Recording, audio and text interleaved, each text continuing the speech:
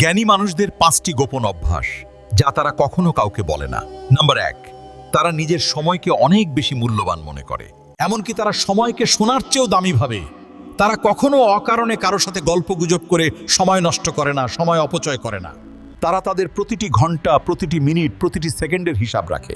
তারা জানে যে সময়কে মূল্য দেয়, সময়ও তাকে সাফল্য এনে দেয়। নাম্বার 2, তারা খুব কম কথা বলে, শুনে বেশি, বলে কম। তারা তর্কে না গিয়ে পর্যবেক্ষণ করে বিষয়বস্তু বুঝতে শেখে, তারপর কথা বলে। নাম্বার 3, তারা নিজের মানসিক শান্তির জন্য কাউকে ছেড়ে যেতে দ্বিধা করে না।